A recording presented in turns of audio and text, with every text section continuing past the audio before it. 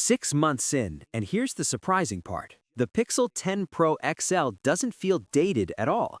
If anything, it still feels like a piece of jewelry you happen to use as a phone. Shiny, deliberate, and instantly recognizable the moment it's on a table. Before we jump in, make sure to subscribe to the channel and hit that like button. It really helps me keep bringing you more tech breakdowns like this one. That matters more than it sounds. Most phones feel exciting for the first few weeks, then quietly blend into the background. Google clearly wanted the Pixel 10 Pro XL to age differently, to still feel special long after launch. And looking at it now, 6 months later, that goal mostly holds up. Google hasn't reinvented the Pixel design here, and that's intentional. The iconic horizontal camera visor is still the centerpiece, and from across a room, you'd never mistake this for anything other than a Pixel. But the small refinements add up. The polished aluminum rails are the biggest change. They catch light in a way matte finishes don't, giving the phone a shinier, almost luxury vibe.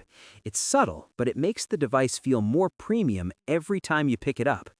The new Jade and Moonstone colors also help refresh the lineup.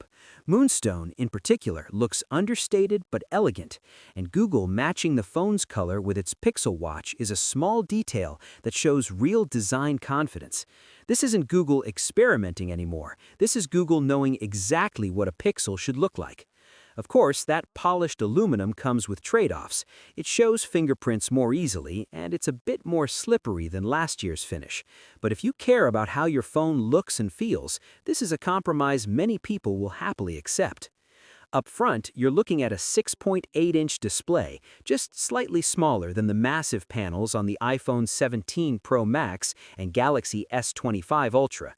But size isn't the headline here. Brightness is. This is one of the brightest phone displays you can buy right now. Even outdoors, under harsh sunlight, it holds up impressively. It doesn't have the same aggressive anti-reflective coating as Samsung's latest Ultra phone, but Google brute forces its way past that with sheer brightness. The result is a screen that feels bold and vibrant in daily use, especially when watching HDR content or scrolling outside. Flip the phone over, and the camera bar immediately reminds you that this is still a Pixel first and foremost. You've got 3 cameras, a main sensor, a 12mm ultra-wide, and a 5x telephoto.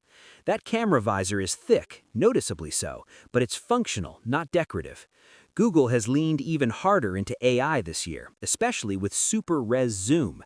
Shots beyond 30x look cleaner than before, thanks to more aggressive AI processing. Technically, the phone can zoom all the way to 100x, but realistically, anything past 30x is more of a party trick than a daily tool. Still, for concerts, distant signs, or quick long-range shots, it's genuinely impressive. Performance is where expectations need to be realistic. The Tensor G5 chip is smooth for everyday use and excellent for AI-driven features, but it's not chasing benchmark crowns.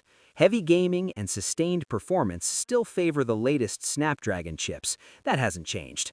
But for the kind of tasks Pixel users actually care about, photography, voice features, smart editing, and clean Android, it does the job without drama.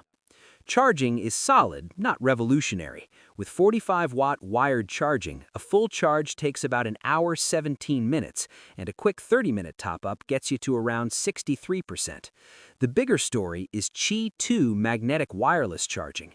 This is Google finally embracing a magnetic ecosystem, and it instantly makes accessories more practical and convenient. It's the kind of feature you don't obsess over on day one, but you appreciate more as time goes on. Then there's software, still Pixel's biggest strength. Updates arrive immediately, and Google's promise of 7 years of software support gives this phone serious longevity. 6 months in, that promise matters more than ever. This phone doesn't feel like it's racing the clock. Put it next to the Pixel 9 Pro XL, and yes, the design similarity is obvious, but next to an iPhone 17 Pro Max, the Pixel still stands out. Not louder, just more confident in its identity. 6 months later, the Pixel 10 Pro XL hasn't lost its shine. Literally, it's a phone that proves refinement can age better than reinvention, and that sometimes getting the details right is what keeps a device feeling special long after launch. What's your thoughts on this? Let me know in the comments section. See you in the next video. Take care.